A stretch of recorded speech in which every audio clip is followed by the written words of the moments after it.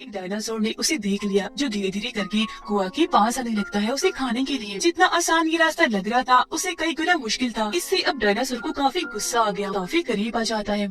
Film की शुरुआत background में चल रही एक आवाज को सुनाने से होती है जो बता रही थी कि हमारी दुनिया बहुत ही बड़ी और कभी ना खत्म होने वाली है और बिल्कुल हमारी जमीन जैसा ही एक प्लेनेट यानी सैयारा है सोलारिस, जहाँ पर इंसानों जैसी ही जिंदगी थी। उनकी वो बहुत अच्छी दुनिया थी, वो लोग बड़े आराम से रह रहे थे। अब हालांकि ये वक्त आज का नहीं बल्कि 65 मिलियन साल पहले का वक्त था, लेकिन फिर भी सोलारिस के लोग इतने ज्यादा एडवांस थे कि वो किसी भी दूसरी प्लेनेट पर आसानी से जा सकती थी, वहीं पर भी सफर कर सकती थी। हम देखते हैं इस कहानी के मेन कैरेक्टर माइल्स को, जो अपनी वाइफ और बेटी के साथ सोलारिस में रहता था और इस वक्त एक समंदर किनारे आए हुए थे। उसकी बेटी को एक जानलेवा बीमारी थी जिसका इलाज इतना महंगा था कि माइल्स के पास उतने पैसे नहीं थे, तो इसीलिए उसने एक स्पेस मिशन पर जाने का फैसला किया। मतलब वो खुद भी क्योंकि पायलट है तो साइंटिस्ट की एक टीम को इस जगह से किसी और प्लेनेट पर ले जाने वाला था और उसके इस मिशन में तकरीबन 2 साल लग जाने थे और मिशन के जितने पैसे उसे मिलेंगे उनसे वो अपनी बेटी का इलाज करवाएगा। अपनी बेटी के लिए ऐसा करना ही था उसे और कोई रास्ता नहीं था। जाने से पहले माइल्स की बेटी उसे कहती है कि डैड, मैं आपका इंतजार करूंगी, मुझे पता है कि आप सही सलामत वापस जरूर लौटेंगे। और इसी के साथ माइल्स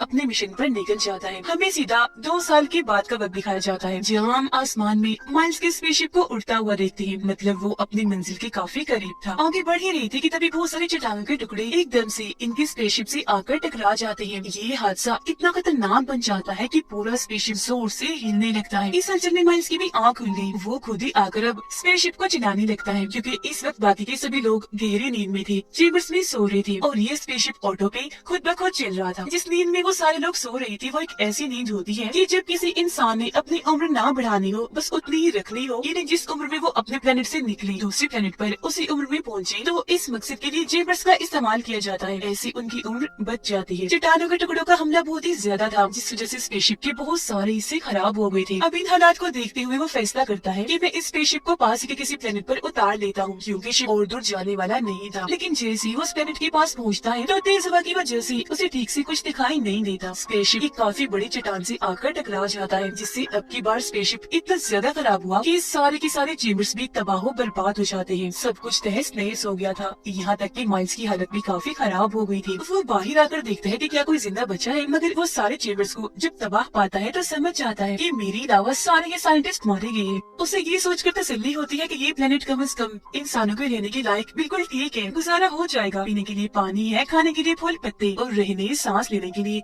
बिल्कुल ठीक माहौल। लेकिन उसे ये अंदाजा नहीं था कि सिर्फ जिंदगी ही नहीं बल्कि यहाँ और भी बहुत बड़े बड़े खतरे मौजूद थे। देखने से ये प्लेनेट बिल्कुल हमारी दुनिया जैसा ही था क्योंकि ये जमीन ही थी, पर ये हमारी वो दुनिया नहीं थी जिसमें अब हम रह रहे हैं, बल्कि आज से 65 मिलियन साल पहले की, जब इंसान का रहन सहन वहाँ शुरू ही नहीं हुआ था क्योंकि वहाँ इंसान थे ही नहीं बल्कि बड़े बड़े डायनासोर्स और उन जैसे क्रिएचर्स थे। फिर अब वो इस प्लेनेट की सारी जानकारी अपने बेस में भेजता है और जो कुछ उनके साथ हुआ वो भी बताता है। उसे याद आता है कि हमारी इस स्पेसशिप में 2 छोटी स्पेसशिप भी थी जो इमरजेंसी की सूरत में काम आती थी, लेकिन उसे अंदाजा नहीं था कि वो कहाँ गिरी होंगी। और क्योंकि वो शिप्स काफी मजबूत थी तो माइल्स फैसला करता है कि अब मैं उन्हें ढूंढूंगा और कैसे भी करके अपने प्लेनेट तक जाने की कोशिश करूंगा। अब खाने पीने के लिए उसे कुछ नहीं मिल रहा था, ऊपर से इतनी मुश्किल हालात, जिस वजह से एक बार तो माइल्स खुद को मार डालने का सोचता है, लेकिन जब उसे अपनी बेटी का ख्याल आता है वो रुक गया। उसकी वीडियोस तस्वीरें देखकर उसे याद करने लगता है। फिर तभी उसे स्क्रीन पर एक सिग्नल मिलता है कि उन चेम्बर्स में से एक चेम्बर में से आवाज आ रही है क्योंकि उसमें अभी भी कोई जिंदा था। माइल्स जल्दी से चेम्बर्स के पास जाता है चेक करने कि क्या सच में कोई जिंदा है। काफी ढूंढने जांच पड़ताल करने के बाद चेम्बर उसे मिल गया। खोलने पर उसके अंदर छोटी बच्ची थी जो उसके बेटे की उम्र की थी। उसे अपने साथ वो ले जाता है और होश में लाकर पूछता है कि तुम कौन हो बेटा, कहाँ से आई थी और तुम्हारे सारे ग्रुप का क्या प्लान था। लड़की बोलती तो है लेकिन उसकी जुबान माइल्स की जुबान से बिल्कुल अलग थी। यही वजह है कि वो समझ नहीं पाता कि आखिर ये क्या कहना चाह रही है, किस जुबान में बात कर रही है। तभी उसे ख्याल आता है कि चेम्बर में से मुझे एक डायरी मिली थी जिसे पढ़ने पर माइल्स को पता चलता है कि इस बच्ची का नाम कुआ है। फिर अगली सुबह माइल्स इस पूरे प्लेनेट को बारीकी से जांचने के लिए छानबीन करने के लिए चला जाता है। साथ ही वो अपने छोटे स्पेसशिप को भी ढूंढने की कोशिश कर रहा था। यहाँ पर बहुत सारे वोल्केनो ज्वालामुखी भी थे जिनमें से एक फट जाता है और काफी बड़े डायनासोर का स्केलेटन कंकाल भी वहाँ पर पड़ा हुआ था।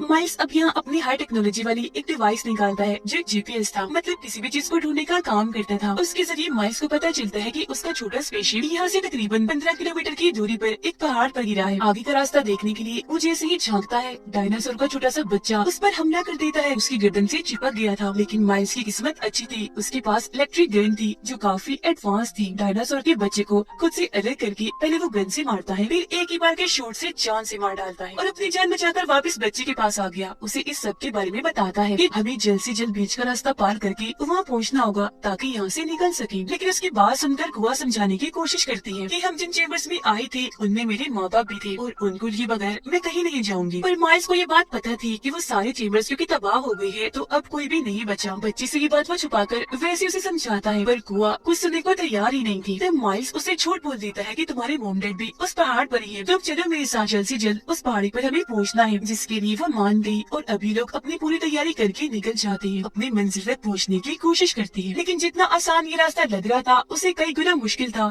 खतरों से घिरा हुआ, क्योंकि इस वक्त भी न सिर्फ चलने वाले बल्कि उड़ने वाली डायनासोर्स और ना जाने कितने किस्म की ऐसी क्रिएचर्स थी जो किसी भी टाइम इन पर हवाई हमला कर सकती थी। अब ये दोनों छुपते छुपाते एक काफी बड़े मैदान से आगे बढ़ के जंगल में आ जाते हैं। यहाँ पर भी बहुत सारे डायनासोर्स और क्रिएचर्स थे जो आकर ये नुकसान पहुँचाने की कोशिश कर रही थी, पर माइल्स अपनी इलेक्ट्रिक गन से उन्हें मार मार कर अपना और कुआ का बचाव करता जा रहा था। इन्हें एक झरना मिलता है जहाँ से पानी पीकर मुंह धोकर ये थोड़ा सुकून करते हैं। माइल्स फिर एक पेड़ की टहनी पर बैठ जाता है और अपने जीपीएस की मदद से पता लगवाने की कोशिश कर रहा था कि अब उनका स्पेसशिप कितनी दूरी के फासले पर है। लेकिन तभी अचानक टहनी टूट जाती है। माइल्स काफी जोर से जमीन पर आकर गिरता है, जिससे उसका उल्टा बाजू काफी जख्मी हो गया था। उसे बहुत तकलीफ हो रही थी। टहनी के टूटने की आवाज सुनकर 2-3 बड़े बड़े डायनासोर्स इस तरफ आने लगते हैं माइल्स पर हमला करने के लिए। पर इस वक्त खुशकिस्मती से उसके पास कुछ बॉम्ब्स थे जिन्हें उन डायनासोर्स पर फोड़ फोड़ कर माइल्स उन्हें मार रहा था और ऐसे अपना बचाव कर रहा था। जबकि इस बीच को अपनी जान बचाने के लिए वहाँ से थोड़ा दूर भागकर एक जगह पर आकर छुप जाती है, मगर बहुत जल्द उसे एहसास हो जाता है कि मैं तो गलत जगह पर आ गई, क्योंकि ये जगह उड़ने वाले सभी क्रिएचर्स का ठिकाना था। वो यहाँ आकर बैठते थे। तो अब उनसे बचने के लिए चुपके से वो टूटे हुए पेड़ के ऊपर जाकर अपनी जान बचाने की कोशिश करती है, पर गलती से उसे भी एक आवाज पैदा हो गई। उड़ने वाली एक डायनासोर ने उसे देख लिया जो धीरे धीरे करके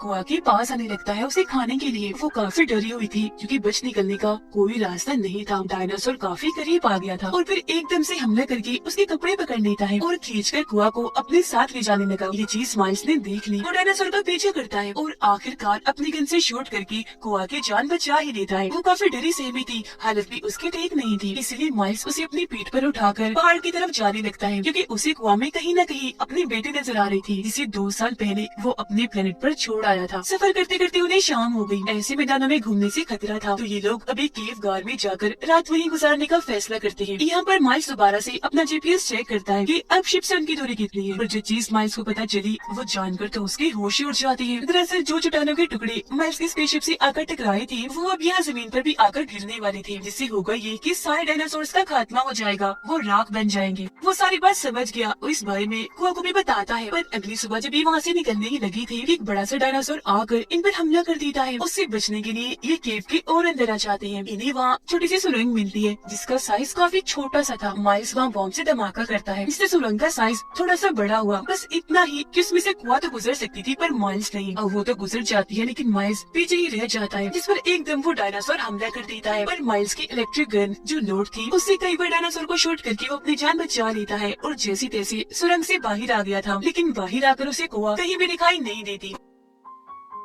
वो आसमान की तरफ से बहुत सारे चट्टानों के टुकड़े जमीन की तरफ आता हुआ देखता है, जिसका मतलब था कि जल्द से जल्द उन्हें इस प्लेनेट को खाली करके यहाँ से निकलना है, वरना ये मारे जाएंगे। और अब वो तेजी से उस जगह के लिए भागने लगता है जहाँ पर छोटा स्पेसशिप था। लेकिन इसी बीच वो गलती से एक काफी बड़े खतरनाक दलदल में गिर जाता है। बाहर निकलने की वो बहुत कोशिश करता है पर दलदल उसे निकलता ही जा रहा था। यहाँ तक कि वो कुआ को भी आवाज लगाता है, पर बचने की अब कोई उम्मीद उसे दिखाई नहीं दे रही थी। काफी अंदर धंस गया था। वो पूरा ही डूब जाता कि उससे पहले ही कुआ वहाँ आ जाती है उसकी मदद करने के लिए। वो पेड़ की एक लंबी सी टहनी माइल्स के पास फेंकती है, जिसको पकड़कर जैसी तैसी वो बाहर आ ही जाता है। बाहर आते ही वो कुआ को अपनी गले से लगा लेता है जैसे वो उसकी बेटी ही हो, क्योंकि दोबारा जिंदगी पाकर वो बहुत खुश था। फिर उसे बताता है कि अब ये प्लेनेट बहुत जल्द खत्म होने वाला है, हमें निकलना होगा। ये पूरा दिन पूरी शाम सफर करते हैं और आखिरकार रात होने से पहले वो स्पेसशिप तक पहुँच जाती है। खुशकिस्मती ये थी कि इस वाले स्पेसशिप को जरा सा भी कुछ नहीं हुआ था, बिल्कुल ठीक था, ये लोग निकल सकते थे। तो वक्त को बर्बाद ना करते हुए माइल्स जैसे स्पेसशिप स्टार्ट करता है तो कुआ बाहर आ जाती है और अपने माँ बाप को ढूंढने लगी, क्योंकि माइल्स ने उसे कहा था कि तुम्हारे मॉम डैड पहाड़ की चोटी पर ही मिलेगी। पर बहुत जल्द उसे भी समझ लग गई थी कि माइल्स ने मेरे साथ झूठ बोला, क्योंकि स्पेसशिप के हादसे में सारे चेम्बर्स तबाह हो गई थी, जिनमें कुआ के मॉम डैड भी मारे गए। माइल्स बच्चे को शांत करने की कोशिश करता है, पर वो तो काफी गुस्सा और नाराज हो रही थी। तो माइल्स उससे माफी मांगता है और सच बता ही देता है कि मैंने ये सब तुम्हारी और अपनी जान बचाने के लिए किया, और अब जल्दी करो, निकलते हैं यहाँ से, वरना हम भी चट्टानों के नीचे दबने से मारे जाएंगे। कुआ रो रही थी।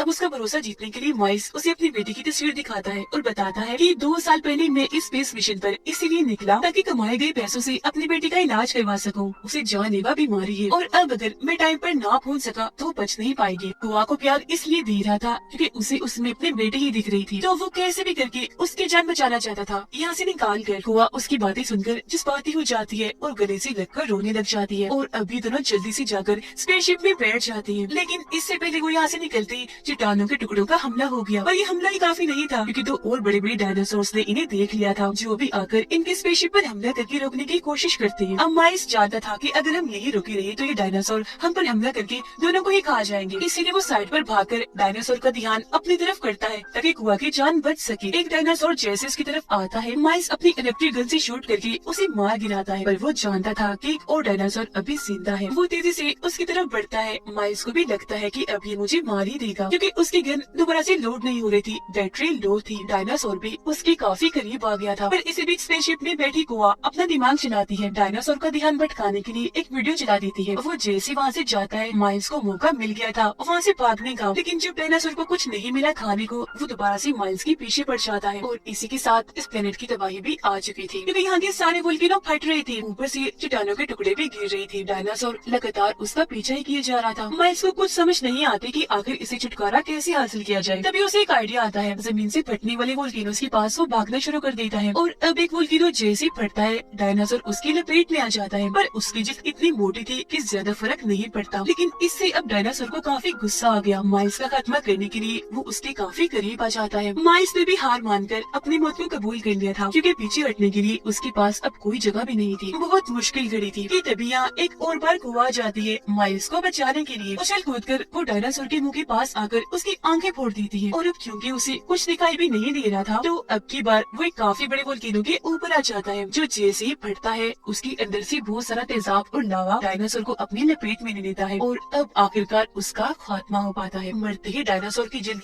तेजाब की वजह से पिघलने लगती है। इनकी जान बच गई थी, तो जल्दी से स्पेसशिप में जाकर बैठ जाते हैं। माइल्स अपने प्लेनेट की लोकेशन डालकर जल्द से जल्द यहाँ से निकलने की कोशिश करता है। इस बीच बहुत सारे चट्टान के टुकड़े इनके स्पेसशिप से आकर टकराते भी है, पर आखिरकार सही सलामत वो यहाँ से बच ही निकले थे। नई जिंदगी पाकर उन्हें यकीन नहीं आ रहा था, बहुत खुश थे वो लोग। उनकी खुशी के साथ ही फिल्म की यहीं पर हैप्पी एंडिंग हो जाती।